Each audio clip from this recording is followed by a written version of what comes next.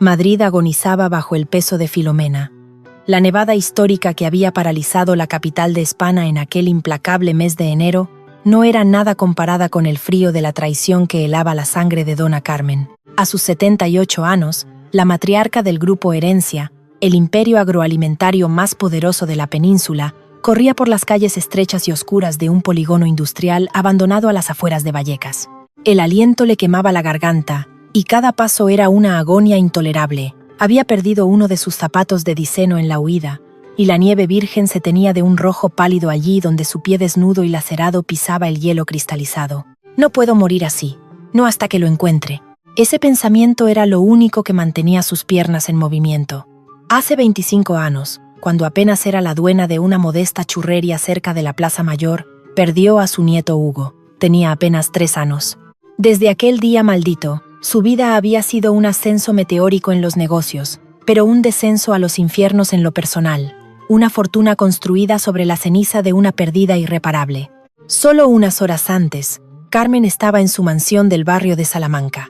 Su sobrina Elena, a quien había criado como a una hija tras la muerte de su hermana, le había ofrecido una taza de té, una costumbre inofensiva, pero el mareo repentino y las náuseas que la obligaron a encerrarse en el vano le salvaron la vida. Fue entonces, con la mente nublada y el estómago revuelto, cuando escucho la voz de Elena al otro lado de la puerta, hablando por teléfono. Las palabras se grabaron en el alma de Carmen como hierro candente. Que parezca un accidente con la nevada. Quiero que esa vieja desaparezca esta misma noche. La mujer que había alimentado, educado y posicionado en la cúpula de su empresa, había pagado a unos sicarios para asesinarla y quedarse con toda la herencia. Carmen logró escapar por la puerta de servicio y arrancar su coche, pero la furia de Filomena no perdonaba. El vehículo quedó atrapado en un banco de nieve, obligándola a huir a pie. Atrás, a menos de 100 metros, escuchaba los pasos pesados y las risas crueles de los 3 matones. Llevaban barras de metal que arrastraban por el suelo helado, produciendo un chirrido que cortaba el silencio sepulcral de la noche madrilena. «¿A dónde vas a ir, abuela?», gritaba uno de ellos, con una voz áspera que denotaba años de tabaco y mala vida. «Con esta nevada no hay salida. Ríndete y te prometemos que será rápido». Carmen se adentró en un callejón sin salida, flanqueado por muros de ladrillo descascarillado y naves industriales en ruinas. Estaba acorralada. Sus manos temblorosas buscaron un asidero en la pared helada, pero sus fuerzas se habían agotado. Se dejó caer sobre la nieve, cerrando los ojos, esperando el golpe final. Las lágrimas surcaban su rostro arrugado, no por miedo a la muerte, sino por el dolor de irse de este mundo sin haber abrazado a su pequeño Hugo una última vez. De repente, un chirrido metálico diferente rompió la tensión. No era una barra de acero contra el asfalto. Era el sonido de unas ruedas oxidadas avanzando con dificultad sobre la nieve. Los sicarios se detuvieron, girando sus linternas hacia la entrada del callejón. De entre las sombras y la cortina de copos blancos, emergió una figura imponente. Era un joven de espaldas anchas, vestido con un abrigo raído que le quedaba grande y un gorro de lana calado hasta las cejas. Empujaba un carro de supermercado desbordante de cartones, chatarra y mantas sucias. Un chatarrero, un fantasma de los que habitan los márgenes de la ciudad. El joven detuvo el carro y levantó la vista. Su rostro estaba manchado de holín y grasa, pero sus ojos, oscuros y profundos, captaron la escena en un instante. Una anciana aterrorizada y descalza en el suelo. 3 hombres armados dispuestos a matarla. Carmen lo miró, y por una fracción de segundo, el mundo entero se detuvo. Había algo en la mirada de ese extraño, una nobleza innata, una familiaridad que le oprimió el pecho. El joven no lo dudó. Soltó el carro, caminó con pasos largos y firmes hacia Carmen, la agarró por los hombros y le susurró al oído con una voz grave pero sorprendentemente cálida. «Aguante la respiración, señora. No haga ruido». Antes de que los matones pudieran reaccionar, el muchacho la levantó en vilo y la escondió en el fondo de su carro, cubriéndola rápidamente con montones de cartones húmedos y unas mantas que apestaban a humedad, basura y comida podrida. El olor era insoportable, asfixiante, pero Carmen se tapó la boca con ambas manos, obligándose a tragar sus propios jadeos. «Oye, mendigo asqueroso», bramó el líder de los sicarios, acercándose con actitud amenazante. «¿Has visto a una vieja de abrigo caro pasar por aquí?» El joven cambió su postura por completo. Encogió los hombros, agachó la cabeza y adoptó una expresión de absoluta idiotez. Abrió la boca, mostrando una sonrisa torpe, y habló con un acento arrastrado. «¡Ay, mi madre!», Ya se ha vuelto a hacer encima. ¡Qué peste, madre mía! El joven empezó a revolver las mantas de la parte superior del carro, arrugando la nariz. «Tienen ustedes un cigarro, señores. Es que mi madre está enferma y huele a perro muerto». Para darle credibilidad a su actuación, levantó una de las mantas empapadas en agua de alcantarilla y restos de basura, agitando el hedor hacia los sicarios. El olor nauseabundo golpeó a los hombres como una bofetada. El líder dio un paso atrás, tosiendo y tapándose la nariz con la manga de la chaqueta. «Joder, qué asco. Vámonos de aquí. Esta rata no sabe nada. La vieja debe haberse escondido en las naves de arriba». Los pasos de los hombres se alejaron rápidamente, gruñendo maldiciones contra el frío y el mal olor. En el fondo del carro, Carmen sintió que el corazón le iba a estallar. Se aferró a su propia vida, asombrada por el ingenio y la valentía de aquel joven desconocido. Esperaron en silencio durante lo que parecieron horas, hasta que el único sonido fue el silbido del viento helado. Entonces, el muchacho apartó las mantas con cuidado y le tendió una mano áspera y callosa. «Ya se han ido, señora. Puede salir. Está a salvo». Carmen intentó incorporarse, pero sus piernas no respondían.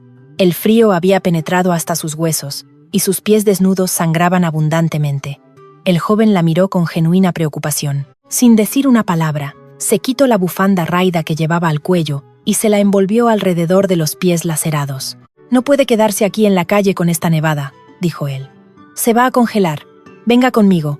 Mi sitio no es un palacio, pero al menos hay un techo». La anciana asintió débilmente. En aquel momento, ese chatarrero sin nombre era su único refugio en un mundo que acababa de desmoronarse. El muchacho acomodó unos cartones para que se sentara en el carro y comenzó a empujarla por las calles desiertas, desafiando a la tormenta de nieve. Mientras avanzaban, Carmen no podía apartar la vista de la ancha espalda del joven. Había algo en su forma de caminar, en la inclinación de sus hombros, que la llenaba de una melancolía inexplicable. «Es una locura», pensaba. «Es solo el shock, el miedo». Pero la sensación de haber encontrado algo perdido, algo inmenso, no desaparecía. Llegaron a un edificio a medio construir, una ruina de cemento y ladrillo abandonada tras la crisis inmobiliaria. El joven la ayudó a subir por unas escaleras sin barandilla hasta llegar a una pequeña habitación en la tercera planta que tenía la puerta cerrada con un candado. Era un espacio diminuto, frío como una nevera, iluminado apenas por la luz de una farola exterior que se filtraba por un hueco en la pared tapado con plásticos. Un colchón en el suelo, una pequeña estufa de butano y unas pocas estanterías improvisadas con cajas de fruta componían todo su mobiliario. El joven encendió la estufa, creando un pequeño oasis de calor en medio de la desolación. Luego, calentó agua en un hornillo portátil y humedeció un trapo limpio. «Déjame limpiarle esas heridas», dijo con voz suave, arrodillándose ante ella. Carmen lo observó mientras le limpiaba la sangre de los pies con una delicadeza que contrastaba con su aspecto rudo. Su rostro, ahora iluminado por la llama azul de la estufa, revelaba unas facciones nobles, ojos oscuros, pestañas largas, demasiado familiares. «¿Cómo te llamas, hijo?», preguntó Carmen, con un nudo en la garganta. «Me llamo Daniel». «Bueno, todos me llaman Dani», respondió él, sin levantar la vista. «Vives aquí solo. Eres muy joven para estar en la calle». «Es una historia larga, señora. Digamos que la vida no repartió buenas cartas para mí, pero no me quejo. Hay gente peor». El muchacho se levantó para preparar algo de comida. Sacó un bote de fabada de lata y lo puso a calentar en el hornillo. «Tendrá hambre. Es comida de pobre, pero calienta el estómago». El aroma del guiso inundó la pequeña habitación. Carmen sintió que la tensión de la huida daba paso a un cansancio abrumador. Mientras Dani le servía la comida en un plato hondo de plástico, notó que la ropa del joven estaba completamente empapada por la nieve.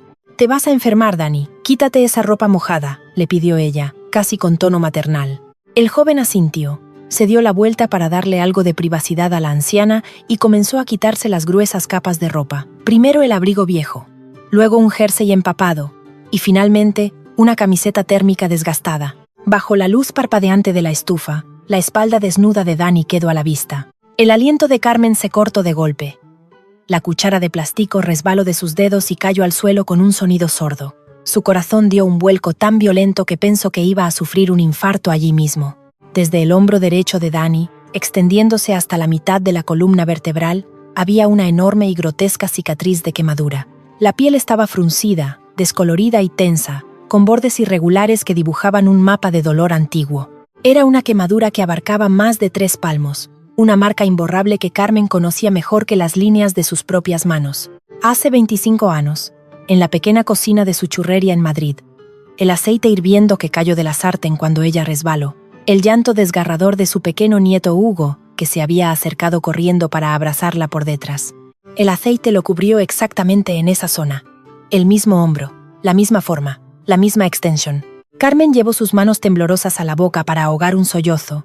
Sus ojos, anegados en lágrimas, recorrieron la espalda del muchacho milímetro a milímetro. Dani se giró, extrañado por el silencio repentino de la anciana, cubriéndose el torso rápidamente con una sudadera seca. «Perdone si la he asustado, señora. Es una quemadura de cuando era un crío. Me da un poco de vergüenza mostrarla. No recuerdo bien cómo pasó. Creo que fue un accidente en una cocina. Yo era muy pequeño». Carmen lo miró a los ojos. Esos ojos oscuros y profundos. Era él. Estaba completamente segura. El niño por el que había llorado ríos de lágrimas durante décadas, el heredero legítimo de todo su imperio, estaba allí, frente a ella, viviendo en la miseria absoluta, ajeno a su propio origen. Un torrente de emociones contradictorias amenazó con quebrar la cordura de Carmen.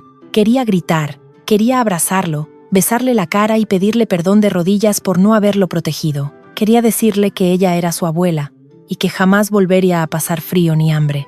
Pero de pronto, la imagen de su sobrina Elena, fría y calculadora ordenando su muerte, cruzó por su mente como un relámpago envenenado. Si Elena descubría que Hugo estaba vivo, no dudaría en matarlo también para asegurar la herencia del grupo Herencia para su propio hijo. Revelar su identidad ahora, en esa habitación miserable y sin protección, sería sentenciar a su nieto a muerte. Carmen se mordió el interior del labio hasta hacerse sangre. Tenía que ser fuerte, tenía que ser lista. «¿Te duele?», consiguió articular Carmen, forzando la voz para que no temblara. «No, ya no», sonrió Dani con amargura. «Solo es fea de mirar. Bueno, que se enfría». Carmen agarró la cuchara, bajando la mirada para ocultar el torbellino de amor y furia que ardía en sus ojos. Iba a destruir a quienes le robaron a su familia.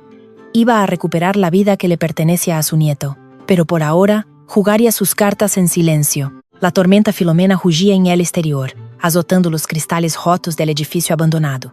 Dentro, un silencio cargado de secretos envolvía a la abuela y al nieto reencontrados. Cuando Dani se quedó profundamente dormido sobre unos cartones, vencido por el cansancio, Carmen se acercó lentamente en la oscuridad y acarició el pelo del joven con infinita ternura. Sin embargo, un crujido proveniente de las escaleras del piso inferior paralizó su mano en el aire.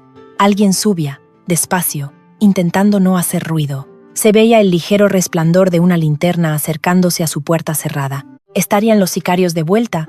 ¿O era alguien mucho más peligroso que había seguido sus huellas en la nieve? El sonido de los pasos en la escalera de cemento crudo era lento, deliberado. Cada crujido resonaba en la pequeña habitación, como el latido de un corazón a punto de estallar. Carmen retiró la mano del cabello de Dani y contuvo la respiración, paralizada por un terror frío que le subía por la espina dorsal. La luz amarillenta de la linterna se filtraba por las rendijas de la puerta de madera podrida, barriendo el suelo polvoriento y los cartones esparcidos.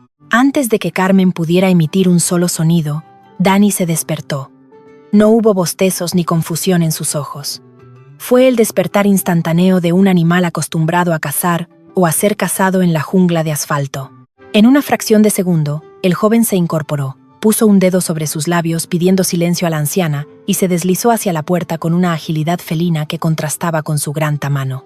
Dani agarró una barra de hierro oxidada que guardaba junto al marco de la puerta. Los pasos se detuvieron justo al otro lado. Un golpe sordo sonó contra la madera. «Dani, estás ahí dentro, ábreme, soy Paco». La voz era ronca, ahogada por una tos crónica. Dani soltó un suspiro inaudible y bajó el arma improvisada. Se giró hacia Carmen, le hizo un gesto tranquilizador con la mano y abrió el candado con cuidado. La puerta crujió al abrirse unos centímetros, revelando el rostro curtido y arrugado de un hombre mayor, envuelto en mantas andrajosas. «¿Qué pasa, Paco? ¿Qué horas son estas de andar rondando?», preguntó Dani, manteniendo su cuerpo bloqueando la visión hacia el interior del cuarto. «Muchacho, la cosa está fea ahí fuera», susurró Paco, mirando a ambos lados del pasillo oscuro. «Hay unos tíos muy raros peinando el barrio, coches negros, de los caros, patinando en la nieve. Están ofreciendo billetes de 50 pavos a todo el que sepa algo de una vieja. Dicen que se ha escapado de una residencia, que está mal de la cabeza y lleva un abrigo de piel. Ten cuidado, tienen pinta de no andar con bromas. Si la ves, no te metas en líos, aparta la mirada. Dani tensó la mandíbula, pero mantuvo una expresión neutra. Gracias por el aviso, viejo. Tendré los ojos abiertos. Métete en tu agujero y no salgas, que la nevada viene más fuerte. Paco asintió y se perdió escaleras abajo, tosiendo con cada paso. Dani cerró la puerta, volvió a colocar el candado y se quedó mirando a Carmen, que temblaba sentada sobre el colchón. El silencio se prolongó durante varios minutos. El viento aullaba colándose por los plásticos de la ventana, pero dentro de la habitación, la tensión era más espesa que el humo de la estufa. Así que rompió el silencio Dani, apoyándose contra la pared y cruzándose de brazos. Una residencia, ¿eh? Señora, yo puedo ser un chatarrero, pero no soy idiota. Esos tipos del callejón no eran enfermeros. Llevaban barras de acero y olían a sangre y a problemas. ¿Quién es usted realmente y por qué la quieren matar? Carmen lo miró. En los ojos de ese muchacho veía la misma determinación feroz que había caracterizado a su difunto marido, el abuelo de Dani. La tentación de confesarle toda la verdad era casi insoportable. Quería gritarle que era su sangre, que ella era Carmen del grupo Herencia, y que la mujer que los perseguía era la misma hiena que probablemente había ordenado su secuestro hacía 25 años, pero no podía. El riesgo era inmenso. Elena tenía policías comprados, jueces en su bolsillo y una red de matones que no dudarían en degollar a un mendigo en un edificio abandonado. Me llamo Carmen, comenzó ella, midiendo cada palabra con la precisión de un cirujano. Tienes razón, no son enfermeros. Soy una mujer con dinero, mucho dinero, mi familia. Mi propia familia ha decidido que he vivido demasiado tiempo y que mi fortuna estaría mejor en sus manos. Querían hacer que pareciera un accidente en medio de esta tormenta. Si me encuentran, me matarán. Y si descubren que tú me has ayudado, te matarán a ti también. Dani no apartó la mirada. Asimiló la información sin inmutarse, evaluando la sinceridad en el rostro arrugado de la mujer. Luego, lentamente, asintió.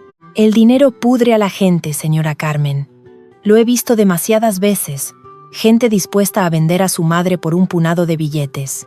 El joven se apartó de la pared y caminó hacia la pequeña despensa de cajas de fruta. Sacó una manta extra y se la echó a Carmen por los hombros. No se preocupe, aquí está a salvo. Esta tormenta ha bloqueado casi todas las carreteras. Nadie va a subir hasta este agujero. Y si lo hacen, tendrán que pasar por encima de mí. ¿Por qué lo haces, Dani?, preguntó Carmen, sintiendo que una lágrima traicionera se deslizaba por su mejilla. ¿Por qué arriesgas tu vida por una vieja desconocida? Dani se sentó en el suelo, cerca de la estufa, mirando hipnotizado la llama azul. Porque sé lo que es que te quiten todo. Sé lo que es que la gente con poder te pisotee como si fueras una colilla en la acera, simplemente porque pueden. Y nadie debería morir solo en la nieve, traicionado por su propia sangre.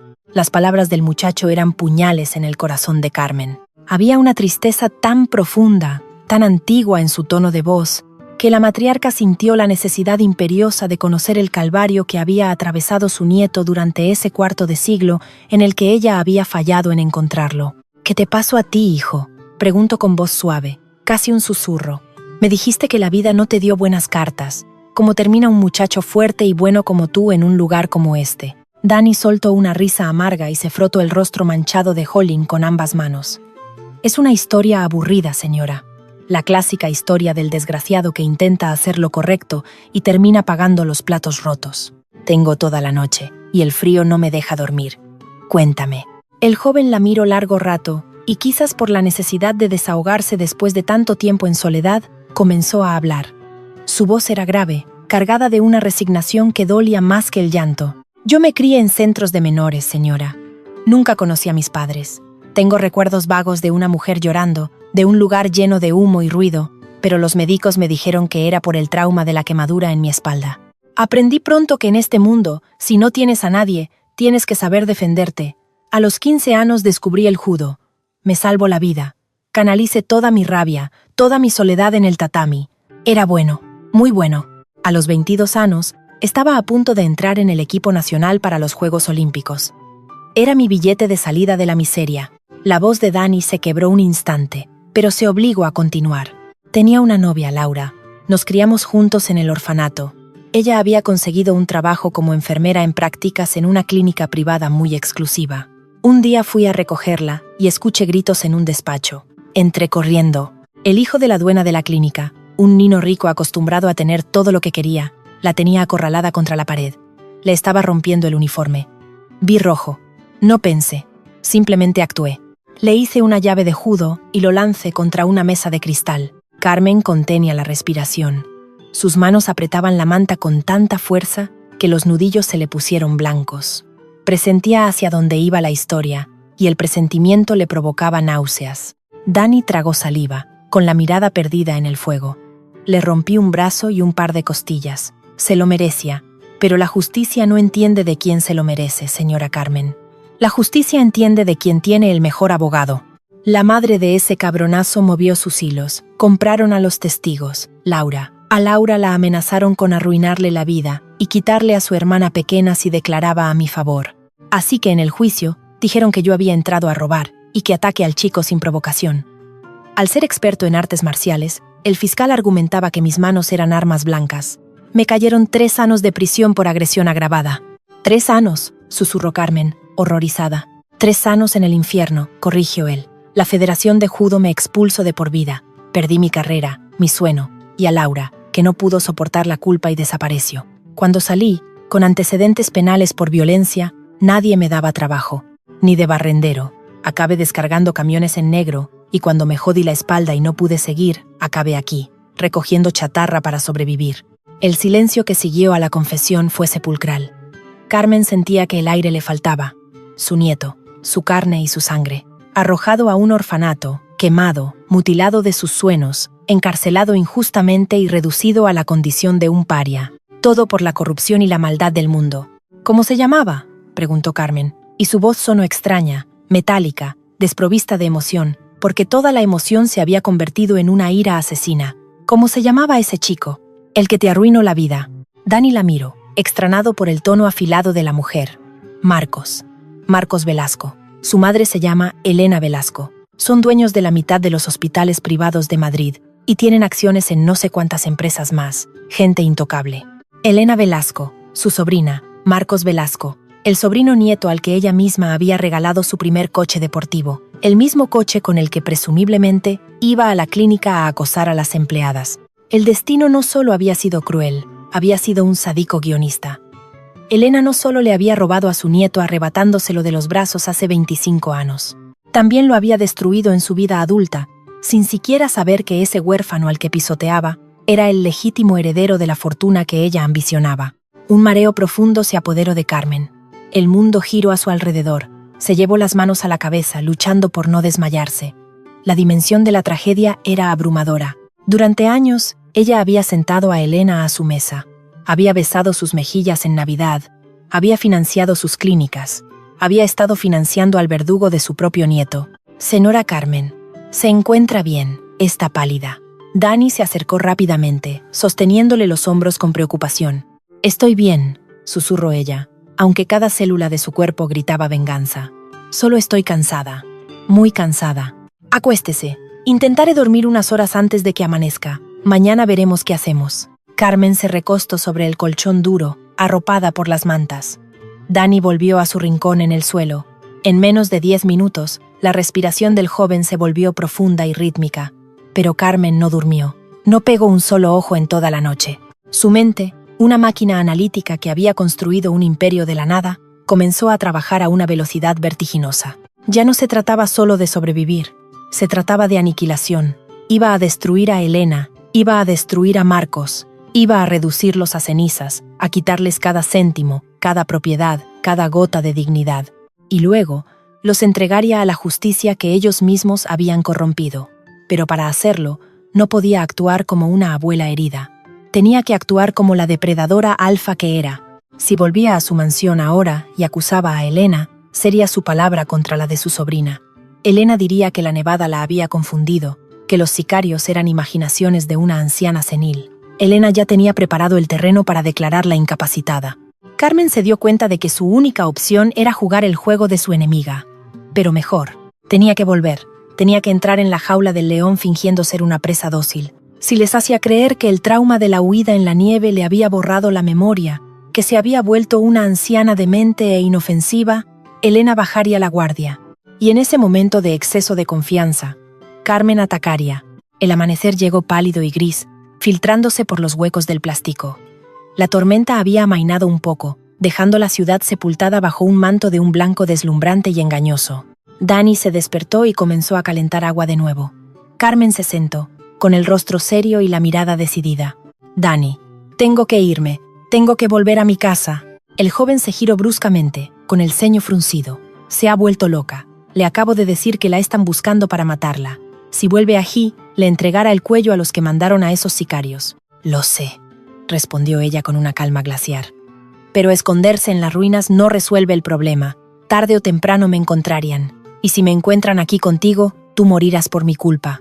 Eso es algo que no voy a permitir jamás, ¿me oyes? Jamás. Señora, no me importa el riesgo. Yo no tengo nada que perder». «Pero yo sí», le interrumpió Carmen, mirándolo con una intensidad que lo dejó sin palabras. «Y tú tienes toda una vida por delante, aunque ahora no lo creas. Escúchame bien, Dani. Voy a volver, y voy a hacerles creer que el frío me ha trastornado la mente, que no recuerdo nada de lo que pasó anoche. Jugaré a ser la vieja loca. Así estaré a salvo mientras reúno las pruebas para encerrarlos a todos». Dani negó con la cabeza, incrédulo ante el plan de la anciana. «Es un suicidio. Si comete un solo error, si la pillan fingiendo, la asfixiaran con una almohada mientras duerme. Sobreviví a la posguerra, a la pobreza extrema y a traiciones que harían vomitar a cualquier hombre», dijo Carmen, poniéndose en pie con una dignidad que parecía emanar luz propia a pesar de su aspecto desalinado. «No voy a dejar que una piojosa con delirios de grandeza acabe conmigo. Necesito que me ayudes a llegar a una cabina telefónica o a un lugar donde pueda llamar a un taxi seguro que conozco». Dani vio en ella una fuerza titánica, una voluntad inquebrantable que no admitía discusión. Suspiró, sabiendo que no podría detenerla. «De acuerdo, la ayudaré a salir del barrio, pero si no vuelvo a saber de usted en unos días, iré a buscarla, se lo juro». Carmen se acercó y le tomó las dos manos entre las suyas. El tacto de las cicatrices de las manos de su nieto le dio más fuerza. «Volveré a por ti, Dani. Te lo prometo por lo más sagrado. Tu vida va a cambiar. Confía en mí».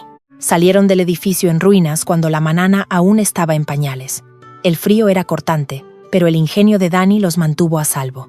Evitaron las avenidas principales, moviéndose por callejones estrechos y atravesando patios interiores hasta llegar a una gasolinera en la M40 que tenía servicio de cafetería abierto. Desde allí, Carmen pudo usar un teléfono público. «No llamo a la policía. Llamo a su chofer de mayor confianza, un hombre que había trabajado para ella durante 30 años y que le debía la vida por un favor del pasado». Una hora más tarde, un Audi negro blindado se detenía en la parte trasera de la gasolinera. Carmen se despidió de Dani con un abrazo que el muchacho aceptó con torpeza, sin entender por qué esa anciana millonaria lo apretaba contra su pecho con tanta desesperación y llanto silencioso. «Vete ahora. Y no hables con nadie», le advirtió ella antes de subir al coche. El trayecto hasta el barrio de Salamanca fue un ejercicio de preparación mental. Carmen se despeinó el cabello, ensució un poco más su rostro con la ceniza que llevaba en las manos y adoptó una postura encorvada. Sus ojos perdieron el brillo de la inteligencia y se volvieron vacíos, asustadizos. Cuando el coche se detuvo frente a las imponentes verjas de hierro forjado de su mansión, el caos reinaba en el jardín. Había coches de policía, ambulancias y personal de seguridad corriendo de un lado a otro. Elena estaba en el porche, envuelta en un abrigo de bisón, llorando desconsoladamente frente a dos inspectores de policía. «Dios mío, mi pobre tía, no ha podido ir muy lejos con este tiempo», gemía Elena, secándose unas lágrimas inexistentes con un pañuelo de seda. «Temo lo peor, inspector». Su mente ya no estaba bien. Llevaba días hablando de cosas del pasado, confundiendo los nombres. En ese momento, las puertas del Audi se abrieron. El chofer bajó y abrió la puerta trasera. Carmen salió, descalza, envuelta en la manta andrajosa que Dani le había dado. Caminaba arrastrando los pies, mirando a su alrededor con la boca entreabierta y expresión de terror puro. Los policías se giraron. Elena se quedó petrificada. Por un segundo, la máscara de viuda afligida se le cayó, revelando una mueca de puro horror al ver que la mujer a la que había mandado asesinar estaba viva, frente a su puerta. «Tía», exclamó Elena, recuperando la compostura a una velocidad pasmosa y corriendo hacia ella. «Tía Carmen, estás viva. Oh, gracias al cielo». Elena intentó abrazarla, pero Carmen retrocedió, encogiéndose de hombros y chillando con voz aguda y frágil, como la de una nina asustada. «No me quemes el aceite. El aceite quema a mi nino. Donde está la harina, tengo que hacer la masa. gritaba Carmen, agitando las manos en el aire. ¿Dónde está la churrería? ¿Quiénes son ustedes? Los inspectores se miraron con lástima. Elena, en cambio, observaba los ojos de Carmen buscando cualquier rastro de farsa. Sin embargo, la actuación de la matriarca era impecable. El miedo, la desorientación, los temblores, todo parecía clínicamente exacto. La pobre mujer ha perdido el juicio por completo, le susurró uno de los policías a Elena. Tendrá que ingresarla o ponerle asistencia de 24 horas, señora Velasco. Por supuesto, inspector. Es mi deber, respondió Elena, ocultando una sonrisa perversa que empezaba a dibujarse en la comisura de sus labios pintados de rojo. Pobre tía mía, ya me encargaré yo de gestionar todo su patrimonio ahora que ella no puede. El personal médico guió a Carmen hacia el interior de la casa para examinarla. Le limpiaron los pies, le pusieron un sedante suave y la acostaron en su inmensa cama de sábanas de hilo egipcio. Elena no se separó de ella en ningún momento, vigilando como un buitre a la espera de que la presa dejara de respirar. Por la noche, convencida de que los sedantes habían hecho efecto y la anciana dormía profundamente, Elena abandonó la habitación. Carmen esperó 5 minutos exactos. Sus ojos se abrieron en la oscuridad, fríos y lúcidos como el cristal de un francotirador. Se levantó sin hacer ruido y caminó hacia su despacho privado, cuya puerta de caoba estaba a 2 habitaciones de distancia. Tenía que buscar los documentos que le darían acceso a los fondos ocultos en Suiza, dinero que Elena no conocía y que ella usaría para financiar su guerra. Pero al acercarse al despacho, notó que la puerta estaba ligeramente entreabierta.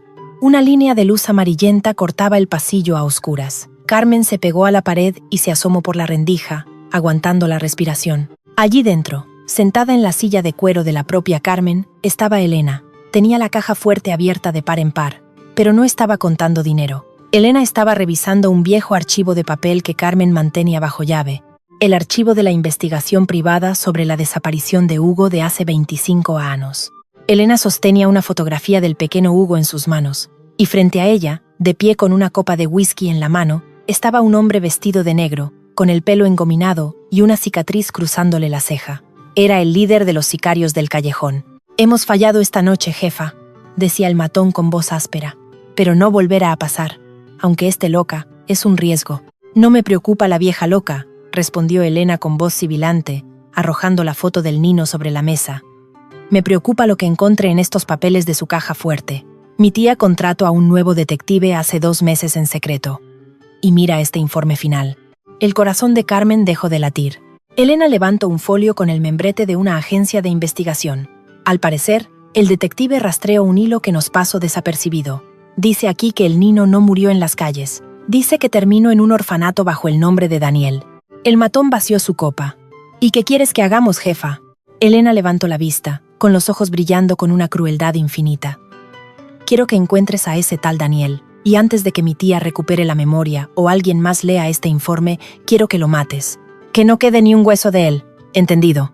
Carmen se llevó la mano a la boca para ahogar un grito desesperado. El tiempo se le había agotado. Su nieto, que estaba solo e indefenso en aquel edificio en ruinas, acababa de convertirse en el objetivo principal de los asesinos. Y ella estaba encerrada en su propia casa, vigilada por los demonios que habían destruido a su familia. ¿Cómo iba a salir de allí a tiempo para salvar a Dani de una muerte segura? El pasillo de la mansión parecía haberse estirado hasta el infinito. El aire acondicionado, ajustado a una temperatura primaveral, le resultó a Carmen más helado que la ventisca de Vallecas. Pegada a la pared, con las yemas de los dedos rozando el papel pintado de seda, sentía que el corazón le golpeaba las costillas con la fuerza de un martillo pilón. Su propia casa, el santuario que había construido con décadas de sudor y lágrimas, se había transformado en un laberinto de pesadilla. Había escuchado la sentencia de muerte de su nieto. Elena no iba a esperar. El sicario del pelo engominado, al que había oído llamar el Seco, ya guardaba el informe del detective en el bolsillo interior de su chaqueta de cuero.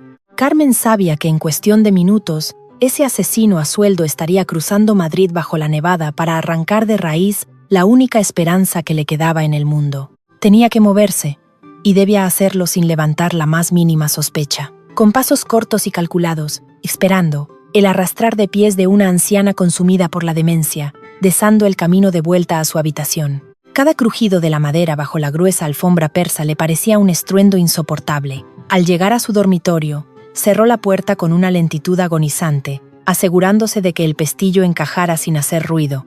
Una vez a solas, la fragilidad desapareció de su rostro. Sus ojos recobraron la fiereza de un halcón. No había tiempo para llorar ni para lamentarse. Se dirigió hacia el inmenso vestidor de caoba. Al fondo, detrás de una hilera de abrigos de invierno que no había usado en años, había un panel falso en la madera. Lo empujó con firmeza y reveló una pequeña caja fuerte incrustada en el muro. Elena creía conocer todos los secretos financieros de su tía, pero ignoraba que Carmen nunca había dejado de pensar como aquella mujer de barrio que guardaba el dinero bajo el colchón por si venían mal dadas. Introdujo una combinación de 6 números. La fecha de nacimiento de Hugo. La puerta metálica cedió con un clic apenas perceptible. En su interior no había joyas ni grandes fajos de billetes, sino algo mucho más valioso en aquel momento. Un pasaporte falso que mandó hacer hacia una década por pura paranoia, 5.000 euros en efectivo y un teléfono móvil de prepago, de esos que se compran en los locutorios de lavapiés y no dejan rastro. Un teléfono que solo tenía registrado un número en su agenda. Lo encendió. La pantalla monocroma iluminó su rostro surcado de arrugas. El aparato tardó una eternidad en encontrar cobertura. Cuando finalmente aparecieron las barras de señal, Carmen pulsó el botón de llamada. El tono sonó 1, 2, 3 veces.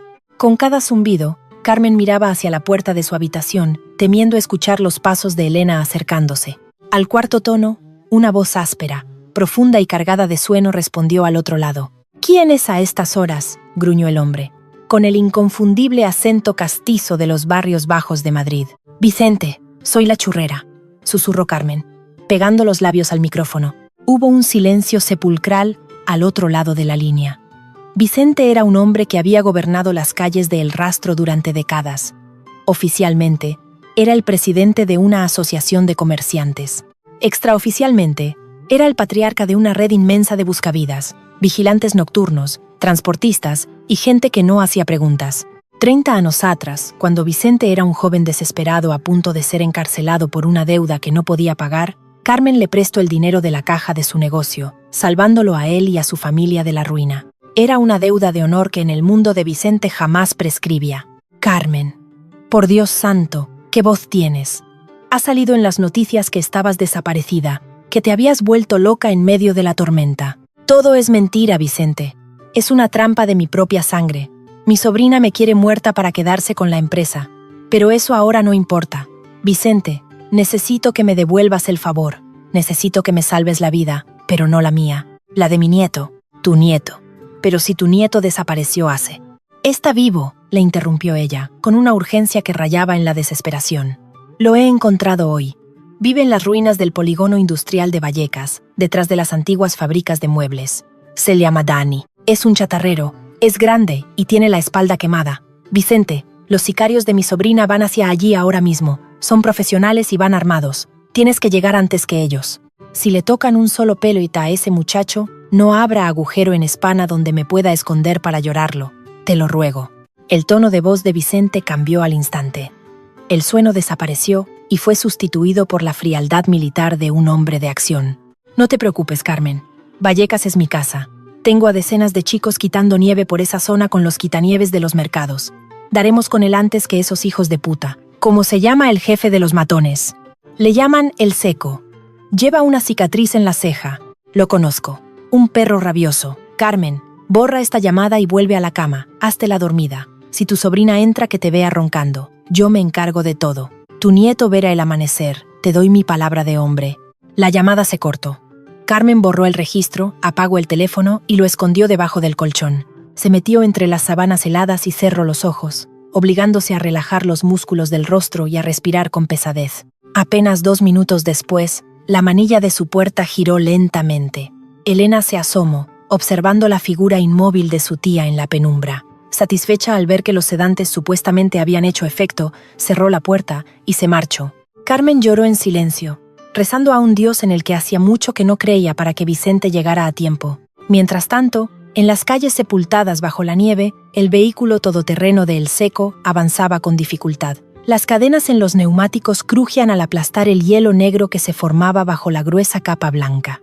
El sicario conducía con la mandíbula apretada, enfurecido por las condiciones meteorológicas. A su lado, un matón enorme de origen del este revisaba el cargador de una pistola con silenciador. En el asiento trasero, Un tercer hombre afilaba una navaja táctica contra la suela de su bota. «Ese desgraciado no nos va a dar problemas», murmuró el seco, mirando el reloj del salpicadero. «Es solo un mendigo de mierda. Llegamos, reventamos la puerta, le pegamos 2 tiros en la cabeza y le prendemos fuego a todo el piso con gasolina. Con este clima, los bomberos tardarán horas en llegar.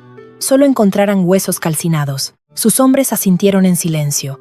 El todoterreno giró por una avenida desierta, adentrándose en el paisaje fantasmal del polígono industrial. Las naves abandonadas parecían monstruos de cemento congelados en el tiempo. La tormenta había vuelto a arreciar, limitando la visibilidad a unos pocos metros. En la tercera planta del edificio en ruinas, el frío era un enemigo invisible que se colaba por cada grieta. Dani no había podido volver a conciliar el sueño desde que Carmen se marchó en aquel coche negro. Se había quedado sentado en el colchón, envuelto en mantas, mirando la pequeña estufa apagada porque la bombona de butano se había vaciado. La imagen de aquella anciana rica no se le iba de la cabeza, porque le había acariciado el pelo mientras creía que dormía, porque sus ojos se habían llenado de lágrimas al ver sus cicatrices. Nadie lo había mirado jamás con tanta piedad y ternura. Ni siquiera en los centros de menores había sentido una conexión tan extraña, tan visceral, como la que había experimentado con esa desconocida en tan solo unas horas. El crujido violento de la puerta de madera del piso inferior lo sacó de sus pensamientos. No era el paso lento y asustado del viejo Paco, era el sonido de madera astillada por una patada profesional. Dani se puso en pie de un salto. Su instinto de supervivencia, afilado por años de palizas en reformatorios y prisiones, se activó al instante. Se acercó descalzo a la pared, evitando el centro del suelo donde las tablas crujían. Pegó la oreja al yeso helado. «Por aquí, jefe, hay huellas recientes en la nieve de la entrada». Se escuchó una voz grave subiendo por el hueco de la escalera. «Alguien ha entrado hace poco. Subid despacio y sin ruido, maldita sea. No quiero que salte por una ventana. Rodead el pasillo». Dani sintió que la sangre se le helaba. Eran ellos. Los asesinos del callejón habían vuelto. Y esta vez no buscaban a la anciana. La buscaban a él o a cualquiera que hubiera podido esconderla. Miró a su alrededor buscando una salida. La ventana estaba bloqueada por maderos podridos y daba a una caída libre de 15 metros sobre un mar de escombros de hormigón. Estaba atrapado en una ratonera. Respiró hondo, dejando que el miedo se transformara en esa rabia fría y controlada que tantas veces le había salvado la vida en el tatami. No iba a morir acorralado como un animal enfermo. Si querían matarlo, tendrían que ganárselo a pulso. Agarró su barra de hierro con ambas manos. Se colocó detrás de la puerta, pegado a las bisagras, sumido en la más absoluta oscuridad. Las linternas de los intrusos comenzaron a pintar líneas de luz amarillenta bajo la rendija de la puerta.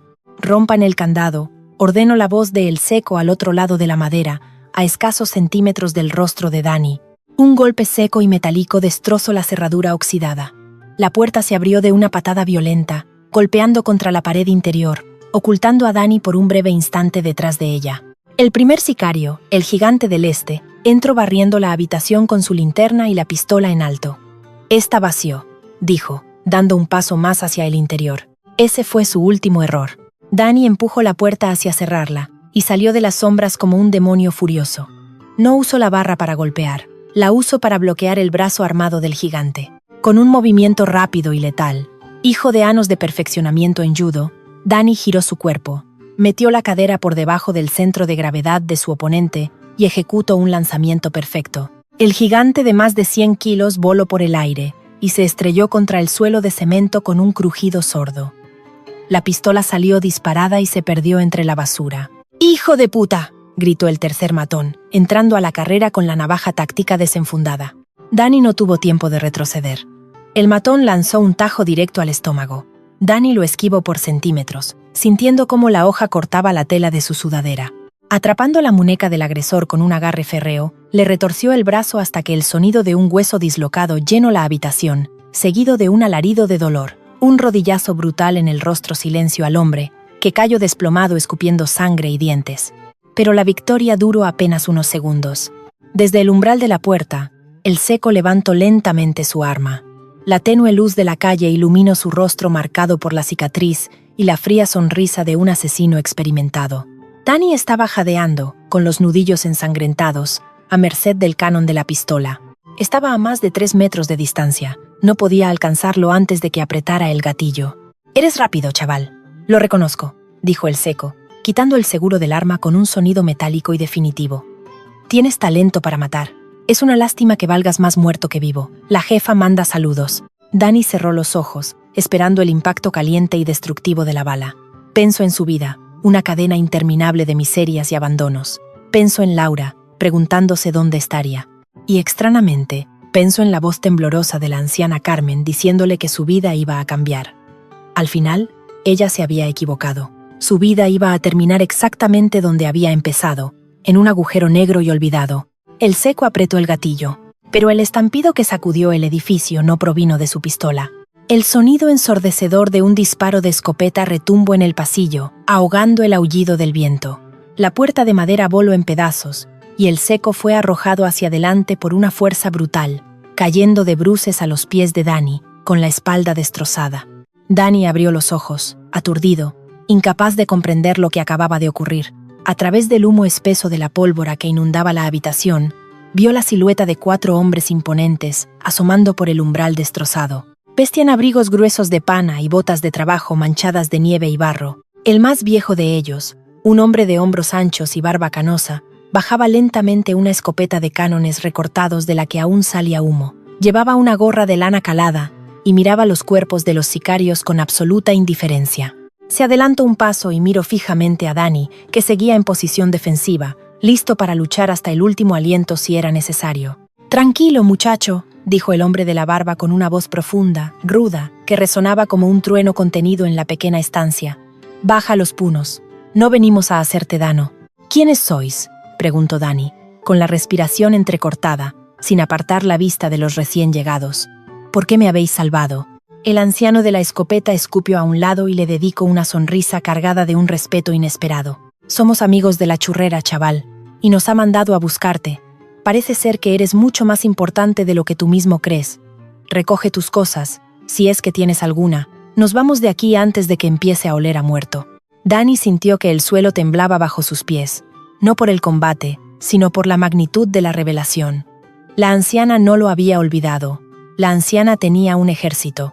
Mientras seguía a aquellos desconocidos por las oscuras escaleras, dejando atrás el infierno de su miserable vida, una pregunta golpeaba su mente con más fuerza que los puñetazos que había repartido. ¿Quién era realmente aquella mujer y qué tenía que ver con él? El traqueteo de la furgoneta avanzaba a tirones por las calles sepultadas bajo la nieve de un Madrid irreconocible. En la parte trasera, rodeado de cajas de hortalizas y un fuerte olor a tierra húmeda, Dani intentaba procesar los últimos 20 minutos de su vida. El ruido sordo del motor se mezclaba con el silencio pesado de los hombres que lo habían rescatado. El viejo de la escopeta, Vicente, iba de copiloto, fumando un cigarrillo negro que apestaba a tabaco de liar y a tensión contenida. Nadie hablaba. No hacía falta. El olor a pólvora aún impregnaba la ropa de Dani, un recordatorio brutal de que la muerte le había rozado la cara. Llegaron a la zona de la Latina, a un callejón estrecho donde las máquinas quitanieves ni siquiera habían intentado entrar. Accedieron por la puerta trasera de una taberna centenaria, de esas que huelen a vino rancio, a madera vieja y a décadas de secretos guardados entre barricas húmedas. Vicente lo guió hasta un sótano abovedado, iluminado por bombillas de luz mortecina. Le sirvió un vaso de coñac generoso y se lo puso en las manos, que aún temblaban ligeramente por los últimos golpes de adrenalina del combate. «Bébetelo de un trago, muchacho», ordenó Vicente, sentándose frente a él en una silla de anea que crujió bajo su peso. «Te ayudará a asentar el estómago. ¿Has matado a algún hombre alguna vez?». Dani negó con la cabeza, mirando el líquido ambarino. «He roto huesos. He destrozado caras en el tatami y en la cárcel defendiéndome. Pero nunca he cruzado esa línea. Hoy creí que era mi último día». «¿Quiénes eran esos tíos, Vicente? ¿Y quién es esa mujer a la que llamáis la churrera?». Vicente apagó el cigarrillo con la suela de la bota y se inclinó hacia adelante, apoyando los codos en las rodillas.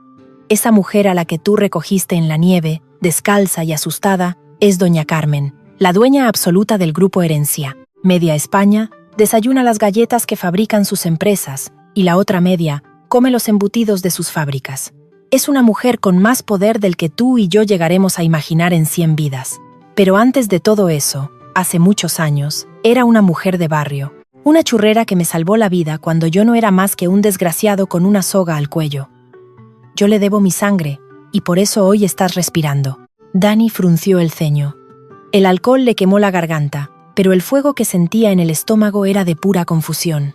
Si es tan poderosa, ¿por qué estaba huyendo como una rata asustada en Vallecas? ¿Por qué la querían matar esos matones? Porque la sangre llama a la sangre, chaval, pero a veces la sangre está podrida. Su propia sobrina, Elena Velasco, ha puesto precio a su cabeza. Quiere el control total del imperio. Carmen confió en ella, la crió, le dio todo.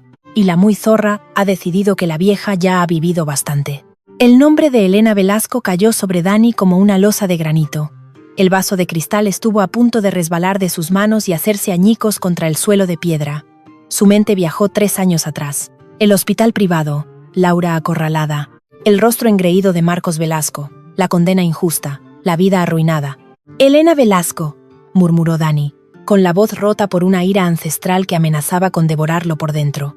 «Ella es la madre del cabrón que intentó abusar de mi novia. Ella fue la que compró al juez para meterme en prisión».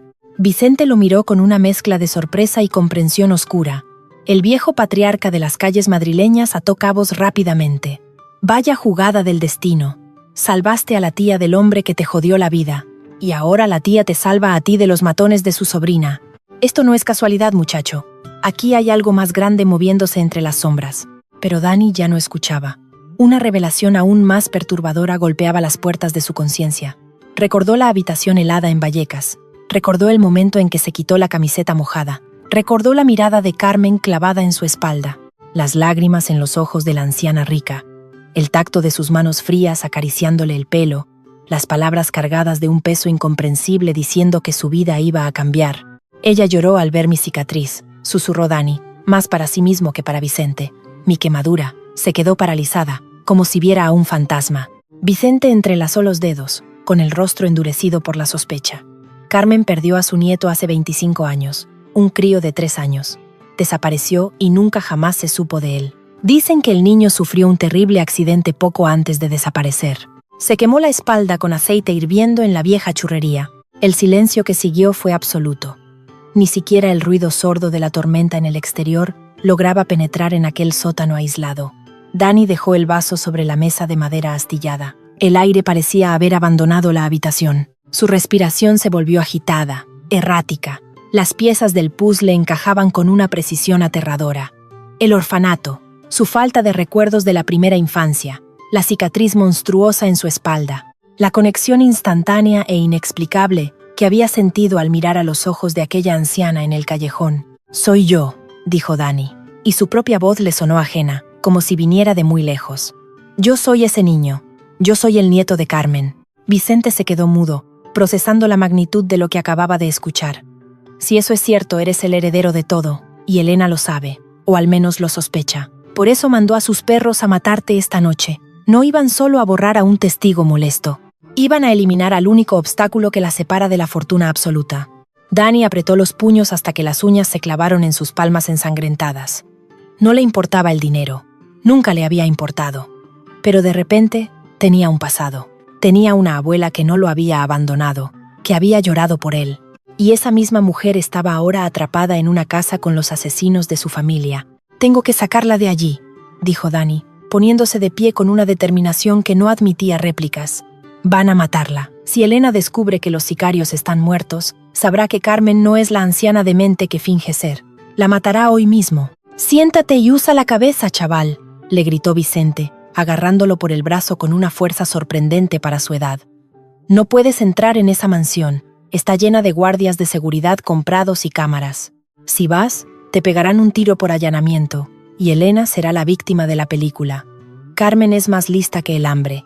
Nos llamó a nosotros, lo que significa que tiene un plan. Solo tenemos que esperar sus órdenes». Mientras tanto, en el exclusivo barrio de Salamanca, la mañana avanzaba lenta y agobiante. En la vasta habitación de paredes forradas de seda, Carmen mantenía su farsa. Estaba sentada en una butaca de orejas junto a la ventana, meciéndose suavemente, con la mirada perdida en los copos de nieve que caían sobre el jardín francés. Llevaba un camisón de encaje blanco y el pelo suelto, despeinado a propósito. Elena entró en la habitación con una bandeja de plata que contenía un té humeante y unas tostadas. Su rostro era una máscara de perfección estética, pero había ojeras oscuras bajo su maquillaje y un temblor casi imperceptible en sus manos. Llevaba horas intentando contactar con el seco. El teléfono del sicario daba apagado o fuera de cobertura. La paranoia empezaba a echar raíces en su mente. «Buenos días, tía querida», dijo Elena con voz melosa, depositando la bandeja sobre una mesita auxiliar. «¿Cómo has dormido? Te he traído tu té favorito». Carmen no giró la cabeza. Siguió mirando por la ventana y comenzó a murmurar frases inconexas, moviendo las manos en el aire como si espantara moscas invisibles. «Las palomas no dejes que se coman las migas. Hugo tiene hambre. Tienes que ir a comprar azúcar, niña. El aceite se está enfriando». Elena apretó los dientes, asqueada por el espectáculo patético. «Ya voy, tía. Bébete el té. Anda». La joven salió al pasillo y sacó su teléfono móvil con desesperación. Marcó el número de El Seco por 10ª vez. Nada. Buzón de voz. Maldijo en voz baja, clavando sus uñas esculpidas en la palma de su mano. Se dirigió rápidamente a su despacho, el antiguo refugio de Carmen, y encendió su ordenador portátil. Tenía que acelerar las cosas. Si esos idiotas habían fallado o los habían detenido, la policía podría empezar a hacer preguntas. No podía arriesgarse a que la investigación llegara hasta ella. Llamó a su notario de confianza, un hombre de moral laxa al que llevaba años untando con sobres opacos. «Arturo, necesito que vengas a la mansión ahora mismo», le ordenó con voz cortante, sin dejar lugar a excusas sobre la nieve o el tráfico. «Mi tía está empeorando por momentos. Su mente está completamente ida. Necesito que firmemos los poderes notariales absolutos hoy. Trae los documentos de incapacitación y el traspaso total de acciones. Le pondré un bolígrafo en la mano y la haré firmar. Solo necesito que tú des fe de que lo ha hecho voluntariamente». Elena colgó antes de escuchar la respuesta. Caminó hacia una pequeña vitrina de caoba donde Carmen guardaba medicamentos para la tensión y pastillas para dormir, pero Elena no buscaba nada de eso. Abrió un compartimento secreto en la base de la vitrina, del cual extrajo un pequeño frasco de cristal con un líquido transparente y una jeringuilla precargada. Era insulina. Una dosis masiva de insulina en el torrente sanguíneo de una anciana frágil provocaría un coma hipoglucémico fulminante y un posterior fallo cardíaco. Para cualquier médico forense sin motivos para sospechar, parecería un ataque al corazón provocado por el estrés y la demencia senil. Un final trágico pero completamente natural. Todo terminaría hoy.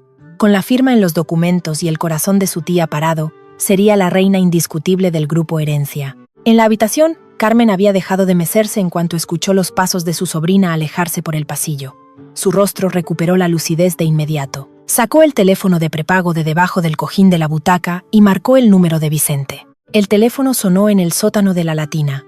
Vicente lo cogió al instante y puso el altavoz, tal y como Dani le había pedido. «Vicente, ¿estás ahí?», preguntó la voz de Carmen, un susurro cargado de urgencia. «Estoy aquí, Carmen. Y no estoy solo. El chaval está conmigo, sano y salvo. Mis chicos han dejado el callejón limpio. Los problemas de Elena están ahora mismo enterrados bajo 2 metros de nieve en una zanja de las afueras». Un suspiro trunco y profundo se escuchó al otro lado de la línea. Era el sonido de una madre, de una abuela, liberando décadas de angustia en un solo aliento. «Gracias, Vicente. Dios te bendiga». «Señora Carmen», habló Dani, acercándose al teléfono. Su voz temblaba ligeramente, no por el frío, sino por la tormenta emocional que lo arrasaba por completo. «Vicente me lo ha contado todo. Me ha contado quién es usted. ¿Y quién soy yo?». El silencio que siguió pareció durar una eternidad. Carmen se tapó la boca con la mano, ahogando un sollozo. Las lágrimas corrían libremente por su rostro arrugado, mojando la seda del camisón. Quería decírselo a la cara. Quería abrazarlo. Quería pedirle perdón. Pero el tiempo se escurría entre sus dedos como arena fina. «Hugo, mi pequeño Hugo», lloró ella, llamándolo por el nombre que le habían robado. «Perdóname, te he buscado durante 25 años. He removido cielo y tierra. Han hecho de tu vida un infierno por mi culpa, por la avaricia de mi propia sangre. Pero te juro por la memoria de tu abuelo que todo eso se ha acabado». «No pida perdón, abuela», respondió Dani, y la palabra abuela sonó extraña y hermosa en sus labios, una palabra que nunca había tenido el privilegio de pronunciar con propiedad. «Usted no me quemó. Usted no me metió en la cárcel. Fue ella. Y ahora está con usted en esa casa. Tiene que salir de ahí. Yo iré a buscarla». «No». Carmen cortó sus palabras con una firmeza repentina, tragándose las lágrimas y recuperando su tono de matriarca. «Escúchame bien, Hugo. Elena es astuta como una serpiente, pero es impaciente. Seguramente ya sabe que algo ha salido mal con sus asesinos. Va a entrar en pánico. Y cuando entra en pánico, comete errores. Esta noche voy a acabar con ella, pero necesito tu ayuda para cerrar la trampa. ¿Qué quiere que haga? Dígame qué necesita, y lo haré. Necesito que confíes ciegamente en mí y en Vicente. Voy a obligarla a confesar todo lo que ha hecho. La corrupción de tu juicio, los sicarios, tu secuestro hace 25 años. Pero necesito que la policía lo escuche todo en directo. Y tú vas a ser el cebo perfecto. Antes de que Carmen pudiera detallar su plan, el ruido de la puerta de la entrada principal abriéndose resonó en la planta baja de la mansión. Eran voces de hombres. El notario había llegado antes de lo esperado. Y con él, seguramente, venía el principio del fin. «Tengo que colgar», susurró Carmen de forma precipitada. «Están aquí. Vicente, sigue mis instrucciones al pie de la letra. Hugo, te amo. Resiste un poco más». La comunicación se cortó bruscamente. Dani se quedó mirando el teléfono negro en silencio. La furia, el amor recién descubierto y el ansia de justicia se mezclaron en su pecho, creando una bomba de relojería a punto de estallar. Miró a Vicente, que ya estaba poniéndose el abrigo de pana y cargando cartuchos en los bolsillos. «Prepara tus puños, chaval», gruñó el viejo. «Nos vamos a la zona pija. Vamos a reventar un par de puertas de caoba». En la mansión, Elena subía las escaleras acompañada del notario Arturo, un hombrecillo calvo y sudoroso que apretaba un maletín de cuero contra su pecho. Elena había escondido la jeringuilla con insulina en el bolsillo interior de su chaqueta. Sentía el frío del cristal contra sus costillas, recordándole el poder absoluto sobre la vida y la muerte. Al llegar a la puerta del dormitorio de Carmen, Elena se detuvo y se giró hacia el notario. «Escuche bien, Arturo. Mi tía no está en sus cabales. Habla cosas sin sentido y apenas reconoce a nadie. Yo le sostendré la mano y le guiaré el bolígrafo. Usted solo tiene que sellar y firmar el acta diciendo que presenció el acto. Sabe perfectamente que hay un buen sobre esperándole después de esto. Y el puesto de consejero legal principal de todo el grupo Herencia». El notario tragó saliva y asintió nerviosamente. «Comprendo, señora Velasco. Hagámoslo rápido. Esta tormenta me pone los nervios de punta». Elena abrió la puerta con decisión y entró en la inmensa habitación. La luz del mediodía, reflejada en la nieve exterior, inundaba el dormitorio con un resplandor blanco y cegador. Carmen ya no estaba sentada en la butaca junto a la ventana.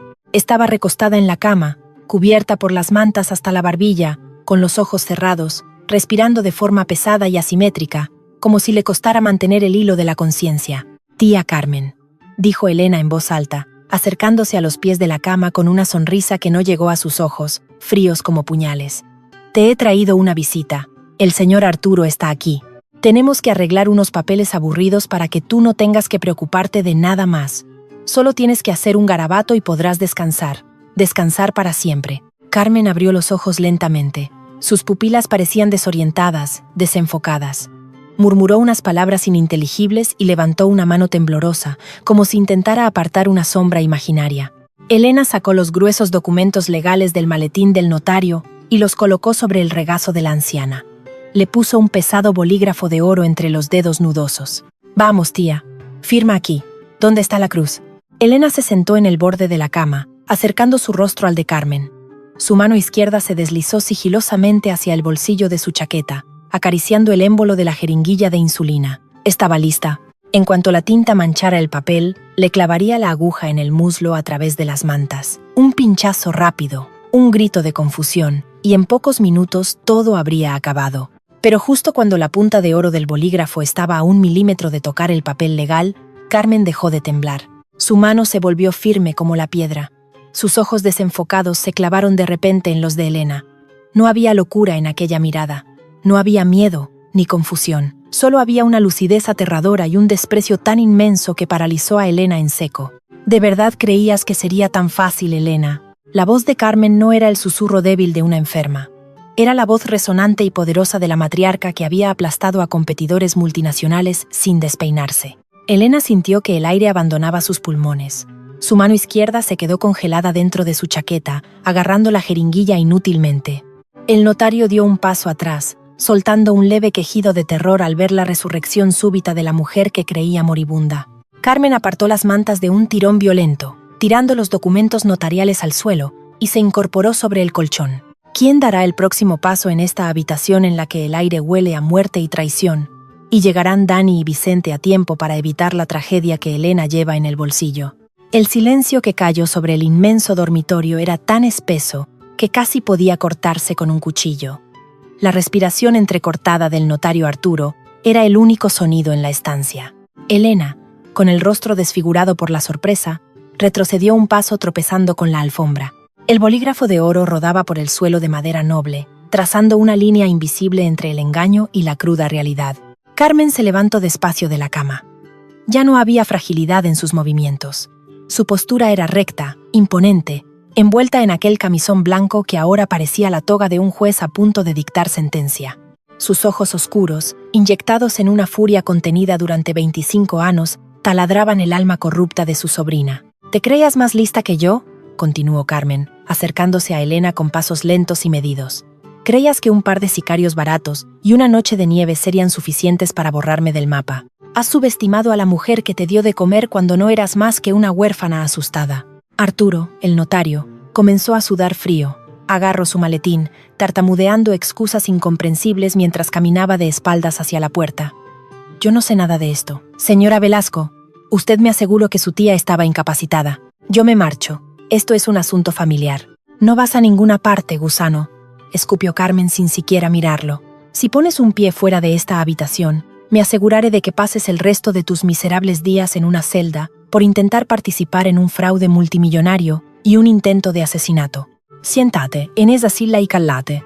El hombrecillo obedeció al instante, dejándose caer en la butaca junto a la ventana, temblando como una hoja sacudida por el vendaval. Elena, por su parte, había superado el shock inicial. La sorpresa dejó paso a una expresión de odio puro, un odio ciego y animal. Su mano izquierda, que seguía dentro del bolsillo de la chaqueta, apretó con fuerza la jeringuilla cargada de insulina. Si su tía estaba lucida, si sabía lo de los sicarios, el juego había terminado. La prisión la esperaba. A menos que Carmen no saliera viva de esa habitación. «Has perdido la cabeza, tía», sibiló Elena, sacando la mano del bolsillo. El frasco de cristal y la aguja brillaron bajo la luz blanca de la nieve que entraba por el ventanal. «Nadie te va a creer. Eres una anciana con demencia que se ha inventado una historia de película. Cuando mueras de un infarto ahora mismo, Arturo testificará que fue un ataque provocado por tus propios delirios». Elena se abalanzó sobre Carmen. A pesar de su edad, la matriarca esquivó el primer embate con una agilidad nacida de la pura adrenalina. Agarró la muñeca de su sobrina con ambas manos, forcejeando con una fuerza que Elena jamás habría imaginado en una mujer de casi 80 años. «¡Maldita vieja! ¡Suéltame!», gritaba Elena, empujando con todo el peso de su cuerpo, intentando clavar la aguja en el brazo, en el pecho, en cualquier lugar donde el líquido letal pudiera penetrar. «Me quitaste a mi nino», gruñó Carmen, escupiéndole las palabras en la cara mientras forcejeaban, cayendo ambas contra el pesado colchón de la cama. «Me lo robaste hace 25 años. Lo tiraste a la basura como si fuera un perro callejero». Elena abrió mucho los ojos, pero no dejó de empujar la jeringuilla. «Así que lo sabes», jadeó, con una sonrisa desquiciada asomando en sus labios. «Sí, lo tiré. Era un estorbo. El heredero perfecto que me iba a dejar a mí y a mi hijo en la miseria. Y ¿sabes qué es lo mejor? Que esta noche el seco le habrá volado la cabeza a ese chatarrero asqueroso. Hugo está muerto, tía. Muerto». Las palabras de Elena pretendían quebrar el espíritu de Carmen, hacerla rendirse ante el dolor. Pero consiguieron exactamente lo contrario. La rabia de la matriarca explotó con la fuerza de un volcán. Con un movimiento brusco, Carmen giró su cuerpo, utilizando el propio impulso de Elena para desequilibrarla. La jeringuilla pasó a milímetros del cuello de Carmen y se clavó profundamente en la almohada de seda. Antes de que Elena pudiera reaccionar y sacar la aguja del cojín, un estruendo brutal sacudió los cimientos de la mansión. No fue un trueno, fue el sonido de la enorme puerta principal de roble macizo siendo reventada desde el exterior. Abajo, en el inmenso vestíbulo de mármol, el caos se desató.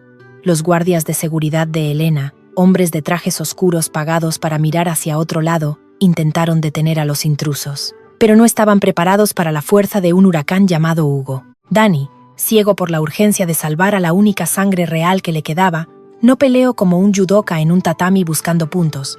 Peleó como un hombre que defendía su vida y la de su familia. Cada guardia que se interpuso en su camino cayó al suelo con los huesos crujiendo bajo golpes precisos y demoledores.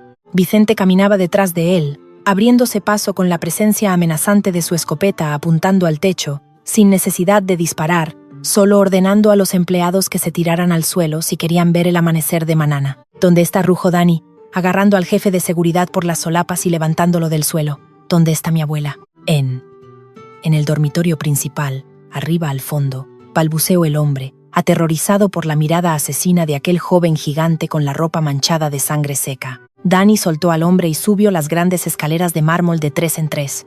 Su respiración era un rugido sordo. Los recuerdos de su encierro, de las palizas en el orfanato, de las lágrimas de Laura, todo se mezclaba con la imagen de la anciana tierna que le había limpiado las heridas de los pies. Elena Velasco le había robado la vida entera, y ahora iba a cobrarse la deuda. En el dormitorio, Elena escuchó el alboroto que provenía de la planta baja. El pánico se apoderó de ella de forma absoluta. Soltó la jeringuilla clavada en la almohada y corrió hacia la puerta para escapar.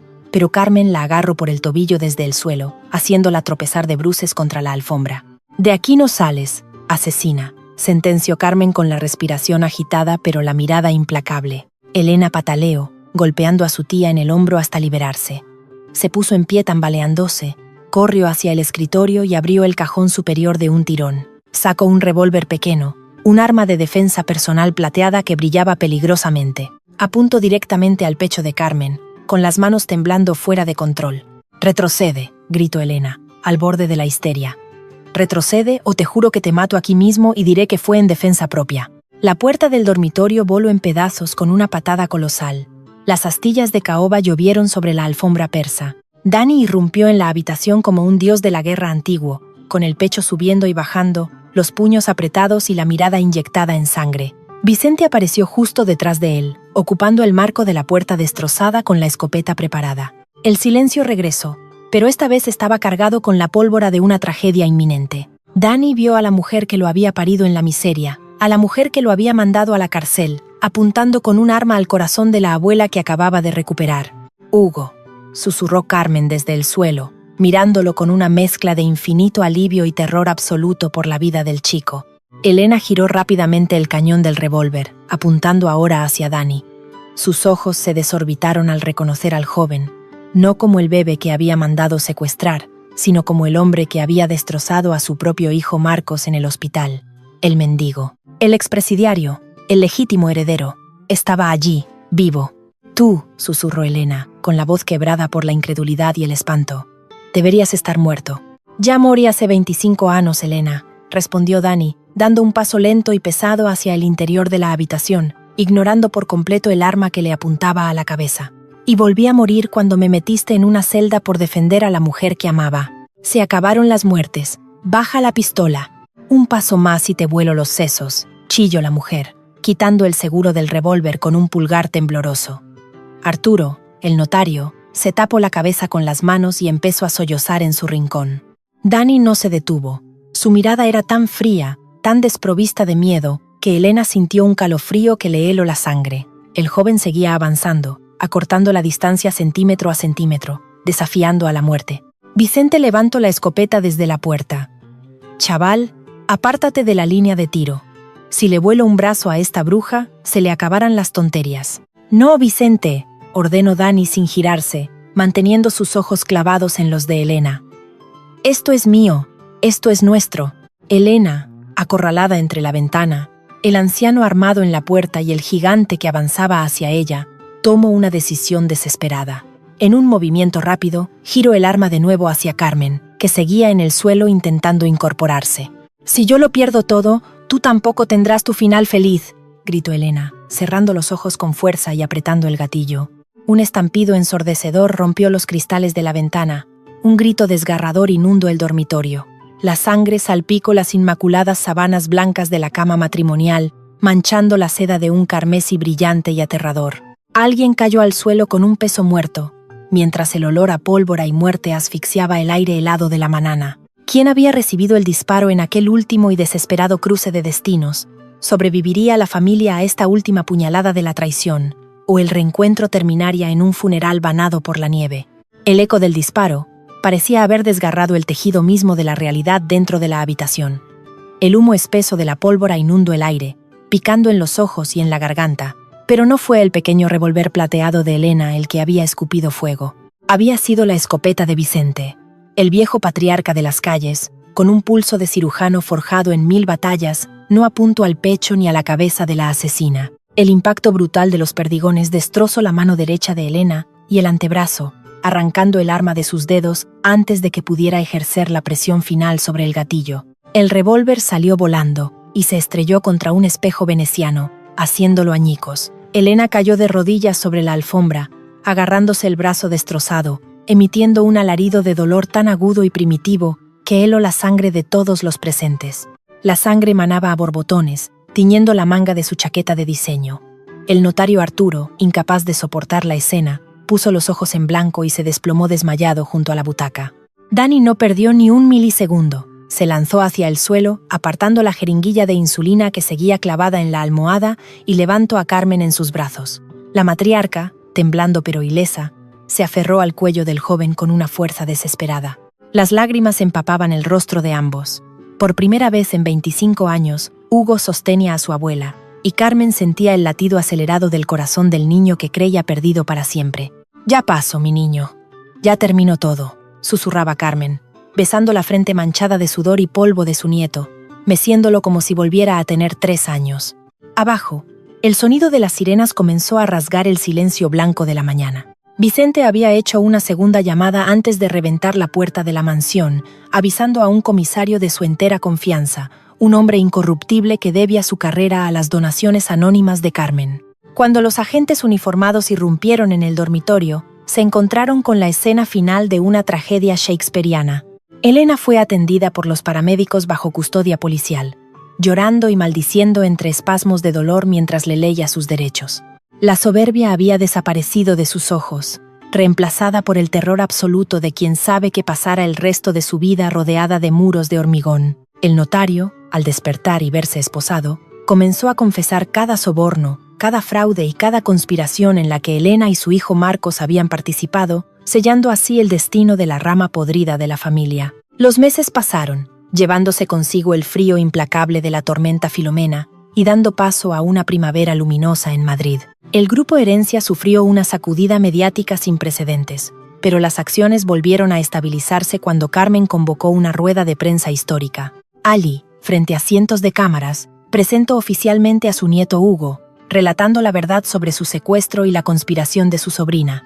Una historia de supervivencia que conmocionó al país entero. Elena y su hijo Marcos fueron condenados a penas que superaban los 20 años de prisión por intento de asesinato, secuestro, fraude y corrupción. El imperio de los Velasco fue desmantelado pieza a pieza por los abogados de Carmen, devolviendo a los damnificados lo que se les había arrebatado. Pero para Hugo, la verdadera justicia no llegó en los tribunales. Llegó el día en que los abogados de su abuela destrozaron el caso que lo había llevado a prisión. Los testigos falsos confesaron haber cobrado de la cuenta personal de Elena. La Federación de Judo, avergonzada por su precipitada expulsión, emitió una disculpa pública y le devolvió su licencia, así como su cinturón negro.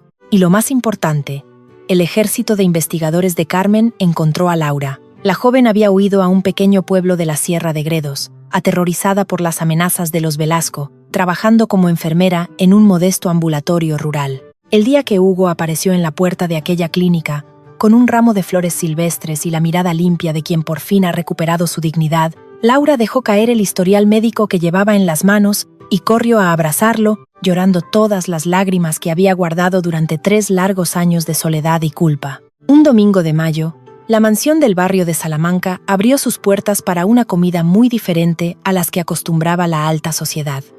No había caviar ni champán francés. En el inmenso comedor, bajo una lámpara de cristal de Bohemia, Carmen había ordenado que se sirviera un inmenso cocido madrileño.